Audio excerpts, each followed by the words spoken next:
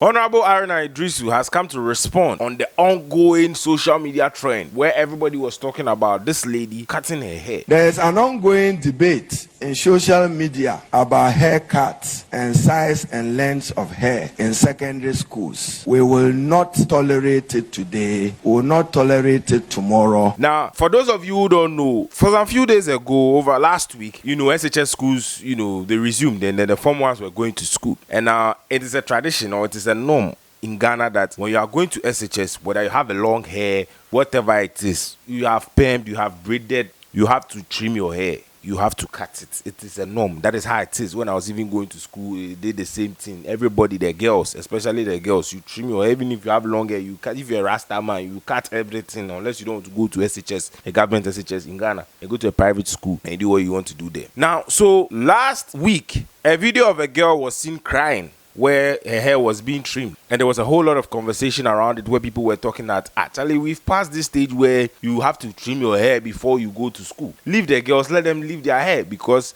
the hair that they have, it doesn't have any impact on their lives. Whether they have hair or they don't have hair, it is not going to affect them academically. It's not going to improve their grades. If you cut your hair, it doesn't mean that you pass your exams. It got to a point where people were even relating it to people in high positions in the country where they even have down cuts but have misused government funds. They use the NSS lady as an example. Says she doesn't have hair, she has down cuts, but look at how she has misused government funds. So the conversation on social media was that, Charlie, there's no need for them to cut their hair. There's no need there. It's not necessary. Even the content creator Kobe Buji, if he came to say something about it. Why do we allow ourselves to go through things like this as Africans? This thing that we have been doing for years now, how has it helped Africa? Has someone failed in life just because they kept their hair in school before? And I saw some comments, people were saying that, they are supposed to cut their hair so that they can focus on their books. That comment cried that if I see them, my head, they ache me. I'm telling you. Now, the Education Minister of Education, Honorable Haruna Iddrisu, has come to speak on this matter at the Mauli Senior High School. They did their 75 years anniversary where a lot of people were there. Charlie, their PR was crazy. The massive publications made a lot of people troop in there. And also, the Haruna Iddrisu was also there. He gave a speech that day stating that they are not going to change that thing today or tomorrow. For that matter, if they give the hair chance, the next moment is going to be shoe. The next moment is going to be dress. Then you will not be able to regulate their dressing or how they appear to school. And as part of their conduct for decency in the educational system in Ghana, he said that trim your hair, dress like this, dress like this. It's not what you people are going to talk that is going to change what the educational system in Ghana. Chairman of the GES Council is here. There is an ongoing debate in social media about haircuts and size and length of hair in secondary schools. We will not tolerate it today. We will not tolerate it tomorrow. And so long as we are molding character, if we give in to hair today, tomorrow it will be shoes. And the next day it will be the way they dress. Therefore, as part of our disciplinary measures, headmasters and GES, you are accordingly empowered to take full control of how students behave on your campuses. So anybody who thinks that your child will walk into any institution of learning. He also emphasized that if you think that the education, your daughter or your son or your ward is not worth to follow these rules, then Charlie, you need free or no baby or so as if that child, forgive my words, was to attend a beauty contest. The school environment is not for that purpose and not cut for that purpose, and would not tolerate that as an institution. But if he wants to go through the Ghana public education system, SHS, they have to follow the rules and regulations. So yes, and Charlie, that is the final say. It will be what you go talk, we go change them. But this has been the update so far on the story. For those of you who don't know what is happening or what has gone down, this is the update on the story. This is that, Charlie, no matter what, the haircut in the it is compulsory, it is a must, it is something that is going to happen.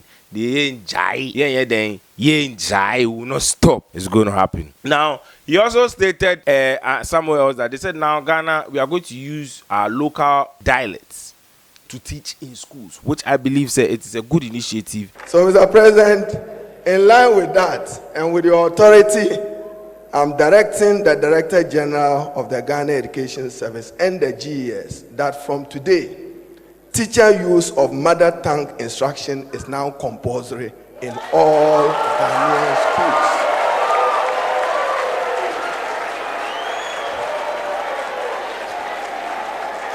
The GES is to ensure strict enforcement of this.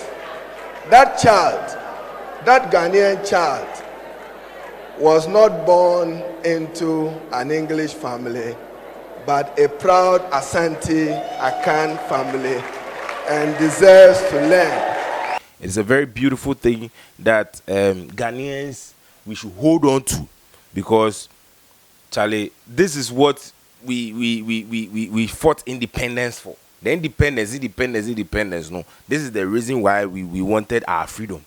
So if we've gotten the liberty to learn in our own language, I believe it's beautiful. But this thing, no, there are potholes inside.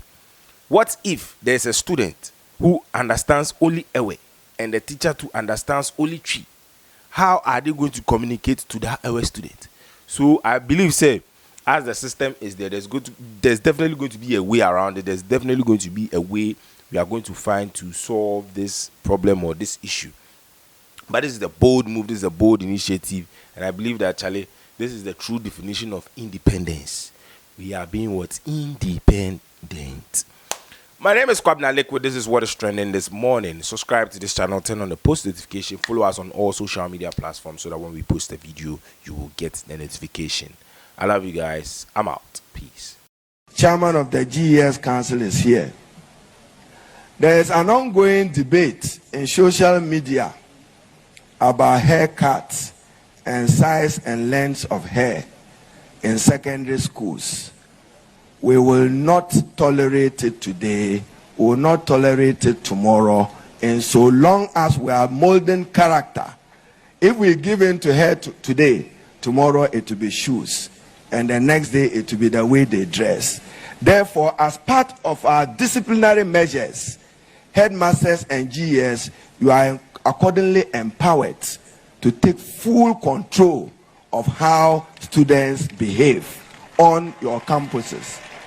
So anybody who thinks that your child will walk into any institution of learning. So, Mr. President, in line with that and with your authority, I'm directing the Director General of the Ghana Education Service and the GES that from today, teacher use of mother tongue instruction is now compulsory in all Ghanaian schools.